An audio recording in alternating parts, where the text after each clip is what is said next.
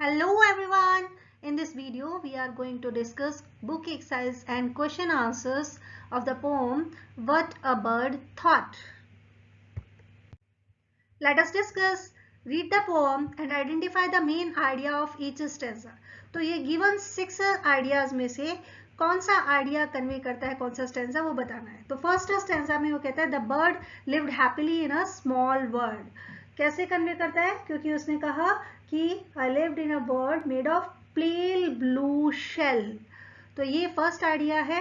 Then second stanza convey करता है the bird lived in a cosy nest with its mother. क्योंकि वो क्या कह रहे हैं कि world was made of straw and nestled by my mother. तो this is the idea conveyed by the second stanza. Then third stanza, the bird steps out into the world. क्योंकि वो खुद कहता है कि I fluttered for my nest. तो उसने जब flutter किया तो it stepped into the world. And fourth idea is the bird flies away as an adult. बड़े लोगों की तरह वो उड़ गया क्योंकि उसने कहा quite fit for grown up labors. कि जैसे बड़े लोग करते हैं वैसे ही मैंने किया. Look at the pictures A to D and write the matching line from the poem for each. ये given figures को देखना है, pictures को देखना है और फिर उनसे matching line poem में से हमें लिखनी है. First one, first stanza को represent करता है I thought the world was small and round and made of pale blue shell. ये lines match करती हैं image 1 से. इमेज 2 रिप्रेजेंट करती है I thought the world was made of straw and nestled by my mother. ये वाली lines को. Third image को रिप्रेजेंट करने वाली लाइन है I said the world is made of leaves. उसे लगा दुनिया पत्तों से बनी है. और fourth one is at length I flew beyond the tree. क्योंकि उसने कहा कि now we have to answer the questions with a word from the poem. What was the shape of the bird's first house? Bird के पहले घर की shape क्या थी? बीच में ओ आई, ऐसा कौन सा वर्ड यूज हुआ है फर्स्ट स्टेंजा में? That is round. What was the bird's second nest made of? Second nest किसका बना हुआ था? आर आना चाहिए बीच में. तो word is straw. What did the bird see when it came out of its nest? जब बर्ड नेस्ट से बाहर निकला तो उसे क्या नजर आया? Leaves. What did the bird do at the end? End में bird ने क्या किया? It flew. Now recite the poem. Let us think and reflect. Write whether the following sentences are true or false. True है या false है? The bird changed its house 2 times. 2 bar change किया था?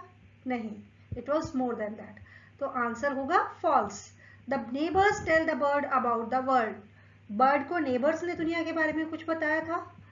नहीं, कुछ नहीं बताया था. False. Now read the lines and answer the question given below. I thought the world was made of straw and nestled by my mother, who lived in the nest along with the baby bird. Baby bird के साथ कौन रहता था nest में? The baby bird's mother lived in the nest with her baby bird. Complete the following by choosing the correct option. Given options में से हमें correct option चुनना है. The bird thought the world was made of straw because. क्यों लगा उसे कि दुनिया straw की बनी हुई है? Because its nest was made of straw. घोंसला क्योंकि straw का बना हुआ था इसलिए उसे लगा शायद दुनिया ही grass से बनी हुई है, straw से बनी हुई है. Which word tells us that the baby bird was warm and comfortable? कौन सा word use किया है जिससे ऐसा लगता है? That word is nestled. So this word tells us that it was warm and comfortable. I said the world is made of leaves. I have been very blind. Why did the bird think the world was made of leaves? क्यों उसे लगा कि दुनिया पत्तों से बनी है?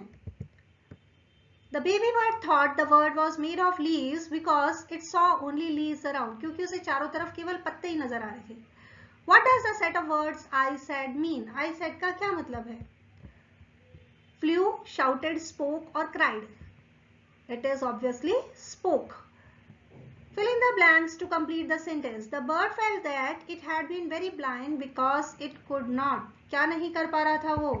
It could not see the leaves from inside the nest. घोंसले में से पत्तों को देखी नहीं. Why did the baby bird think that its first word was small, round and blue? Baby bird को क्यों लगता था कि दुनिया छोटी और गोल है? The baby bird thought that the word was only small, round and blue because he had not seen anything beyond it. क्योंकि उसके पार कुछ देखा ही नहीं था, इसीलिए ऐसा लगता था उसे. Where did the bird go when it fluttered from its straw nest? Straw के nest से, घास फूस के घोंसले से जब उसने फ्लटर किया, पंख फड़फड़ाए, तो वो कहाँ गया? The baby bird fluttered out of its nest and sat on the tree. पेड़ पर ही बैठा था, तभी तो उसे पत्ते पत्ते नजर आए थे. What quality did the bird say it had when it flew away? जब बर्ड उड़ा तो उसमें कौन सी क्वालिटी आ गई थी जो वो बता रहा है? The baby bird had turned adult when it flew away from the tree. तो वो पूरा adult हो चुका था जब वो पेड़ पर से उड़कर बाहर की दुनिया में गया. Who do you think were the bird's neighbors? आपको क्या लगता है बर्ड के नेबर्स कौन थे? Why do you think so? आपको क्यों लगता है कि वो उसके नेबर्स थे? The bird's neighbors are birds and animals. उस बर्ड के नेबर्स, उसके पड़ोसी, उस दूसरे पक्षी और पशु होंगे. Like the baby bird की तरह ही the other birds and animals also don't know. दूसरे birds और animals को भी नहीं पता how the world is made. दुनिया कैसे बनी थी. Now let us write some rhyming words. One has been done for you. Rhyme scheme हमने पहले भी डिस्कस की थी. If we find words with similar sounds at the end of the line of the poem, these are called rhyming words. अगर अंत में सुर मिल रहे हों तो उन्हें rhyming words कहते हैं. तो फर्स्ट स्टेंजा में well, shall और fell जो हैं ये हमारे rhyming words हैं. सेकेंड स्टेंजा में देखें तो अदर, मदर और उससे मिलता जुलता तीसरा हम लगा सकते हैं ब्रदर, क्योंकि नीचे हमें न्यू राइमिंग वर्ड्स दे रहे हैं.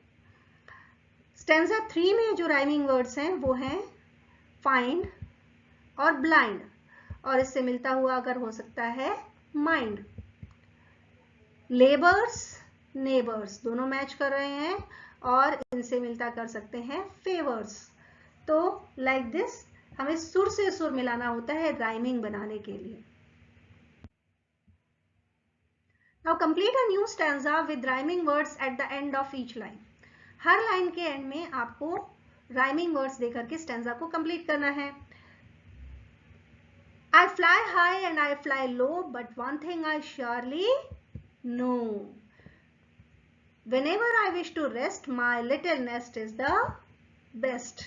तो लो और नो राइम कर रहे हैं, रेस्ट और बेस्ट राइम कर रहे हैं. तो आई थिंक आपको समझ आया होगा कि कैसे हम राइमिंग वर्ड्स ऐड करते हैं. The poet uses words like pale, blue, round, straw and little to describe the words nest. Poem में पोएट ने इन वर्ड्स को यूज किया है. Read a few more describing words. कुछ और describing words हमें यहाँ दिए गए हैं. Pointed, green, thin, brown, small, wooden, hanging, round.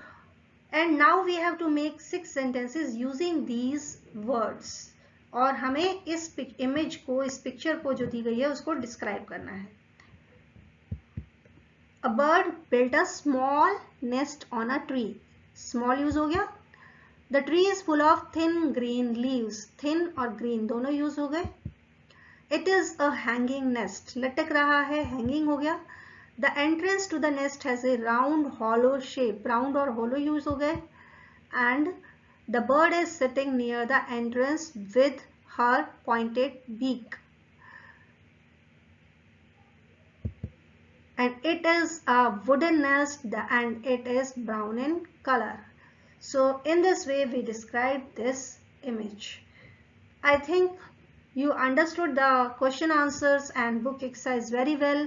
If you liked the video, then please hit the like button. Thank you. Bye-bye.